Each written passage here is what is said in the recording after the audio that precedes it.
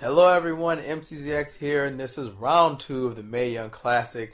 You're tuned into the Smart Kingdom. You already know what you're doing here, because if you were at any other channel, you're probably like, wait, that's not MCZX. And I'm like, yeah, it's not MCZX. It's some other guy with the worst microphone. And he's like this. And it's like, well, yeah, you went to the wrong channel. Welcome to the Smart Kingdom. This is the Mae Young Classic, round 2. And listen, we have 8 matches for you. That last episode was long, but thankfully, this little tournament is short. It's not like drawn out for months and months like the Cruiserweight Classic was. I think Cruiserweight Classic was maybe 2 months of it being drawn out, but this one is going to be short. Only 8 matches, so let's get started. Episode 1 and 2. Episode 1, we have Rachel Ellering versus Abby Laith. Man. Had some things to nitpick with this match, like when JR calls Rachel the strongest woman in the tournament when you still have Piper Niven in the tournament still. Like, no, Piper is fool. I was clearly pulling for Rachel Ellering, and I like to look for patterns when I watch wrestling. And I've noticed whenever someone's in the crowd, like if they show someone supporting another wrestler, that wrestler's going to lose. And they showed Cassius Ohno in the crowd cheering on Rachel Ellering or Evers. And I'm like, no, Rachel's gonna lose to Abby. No. And that's exactly what happened, unfortunately. It was a good match to start round 2. I did enjoy it. Rachel hit an RKO out of nowhere. JR called it a stunner. It looked more like a cutter. Laith hit this step-up kick. It was a weird step-up kick, like a little bicycle kick. Tried to do that one. And she clearly missed, like absolutely missed. Just whiffed it. It was bad. Rachel sailed like, oh, she got hit by it. Abby won with that alligator clutch. It's been a finishing move. I mean, it's been a finishing move, but it's just so dumb to me. Maybe if I was put in the gator clutch, I can understand why you can lose by being put in the gator clutch. I mean, your legs are by your arms, and you do have to kick out of that. But Abby wins with that. I was pissed. I'm reading my notes. I'm clearly angry in my notes because I wanted Rachel to continue to go forward. But Rachel's out. Abby's in. This is the rise of Abby Laith. You guys are going to respect her. Here you go. Abby Laith. You're going to know her name. Serena Deeb versus Piper Niven. Now, at first, I didn't want to watch this match because I felt like they were going to make Piper job to Serena Deeb. But thankfully, that's not the case. I'm Team Viper all the way. I said if the powerhouse loses to the Yogi, I'm going to be pissed. Thankfully, that didn't happen. Viper, bad habit. Piper won with the Viper driver. I will say the pace of this match is very slow. Serena Deeb is definitely campaigning. Serena Deeb is campaigning to be the new mayor of Headlock City because she did a lot of headlocks in this match. Another classic, bigger opponent versus smaller opponent. Storytelling here, psych-wise. Serena somewhat hit a headlock driver, and I believe after a couple more moves, Viper got back in control and hit like the Vader splash, or it's called the Vader bomb, apparently. I thought the Vader bomb was a power bomb, but apparently it's not a power bomb. It's a splash. She hits that, and Serena kicked out. I'm like, Piper's mashed her like a pancake, and somehow the Yogi was like, I have a little bit more to go. So Piper's about to go up for the big splash. She misses, and this is when my heart kind of sank, because I'm like, oh no, this little woman's going to hit that spear on Piper. Like, that's not even going to register with Piper. But Piper catches the wrist and hits the Piper driver. 1, 2, 3. Yay. Next up, it's Veterans Brawl with Mercedes Martinez versus Princessa Suhei. Kalisto's in the crowd to cheer on Suhei, which tells me Suhei is going to lose the match. Guess what? Suhei did lose the match.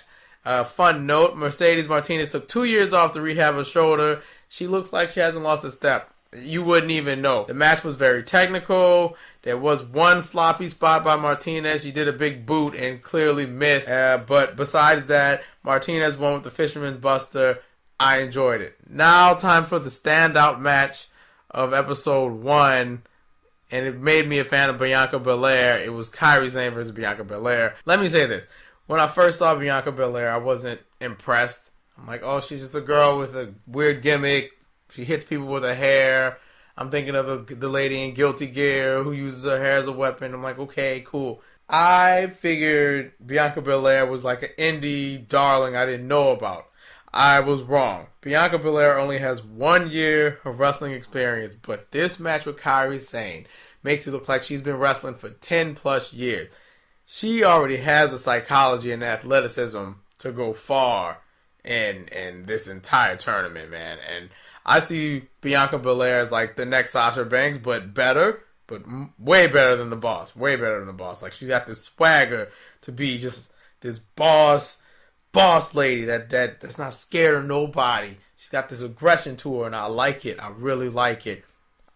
This match is amazing. I say to anyone who likes wrestling, you need to watch this match between Kairi Sane and Bianca Belair. I just wanted to get that out there.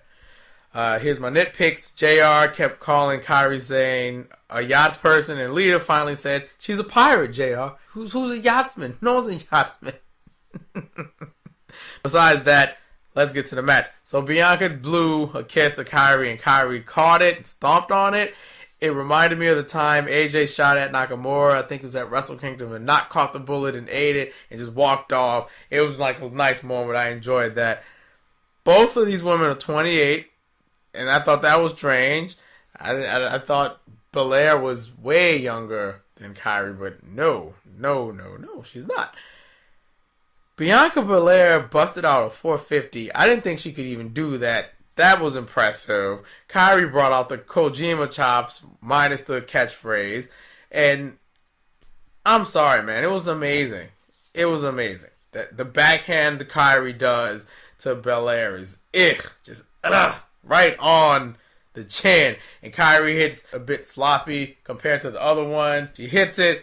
Kairi wins. I'm a huge fan of Bianca Belair now. The girl is money. Invest in Bianca Belair. Episode 2 of round 2. Toni Storm versus Lacey Evans. I was team Toni Storm all the way. I'm not a fan of Mom USO Lacey Evans. I'm sorry. I just don't see it for her right now. Maybe with time she can grow on me, but right now I'm not a fan. Toni won with strong zero, a.k.a. that Okada breaker. You know when Okada puts the dudes up and he drops them on his knee. That move. For a second there, I thought Lacey was going to win, but thank God Toni Storm moves forward to the quarterfinals. Yes, he moves forward to the quarterfinals. Next, Shayna Baszler. Or Shayna Baszler. No. Shayna Baszler. She probably kicked my ass for saying that. Shayna Baszler versus Mae Young. That was the match episode 2. God damn, it was awesome, man. It was awesome. I love Shayna Baszler, bro. I love Mae Young too, but Shayna Baszler is just so impressive. She's really impressing the hell out of me, man.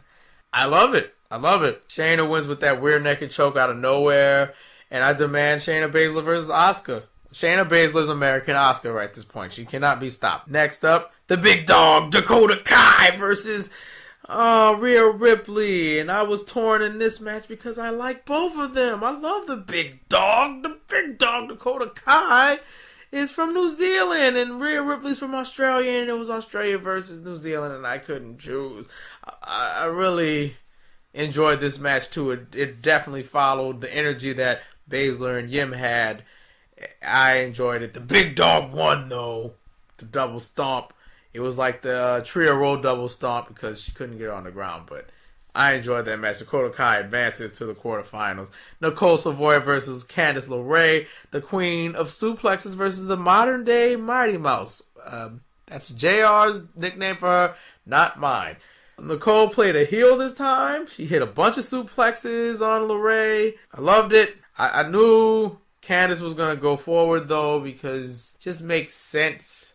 If Nicole would have won, it would have been an upset, and I would have enjoyed that. But it would make more sense for Candice to be in the quarterfinals instead of Nicole Savoy. Candice LeRae wins with Miss LeRae's Wild Ride, or top rope swinging neck breaker, if you don't know what that is. And that was the end of round 2. Clearly, my favorite match of round 2 was Kairi Sane and Bianca Belair, hands down. Second place would be Shayna Baszler versus Mae Young, or Dakota Kai versus Rhea Ripley. That was great, and there's not much else I want to say. put money on Bianca Belair and make sure you keep Rhea Ripley in the radar, WWE. I mean, I don't know if you're going to sign her now, but I would sign her. But that's it for round 2 of the Mae Young Classic. I don't have much else to say. Like, share, subscribe with your friends. Stay tuned. The quarterfinals are next. That's going to be pretty short if I don't ramble. Till next time, guys. Later. Peace.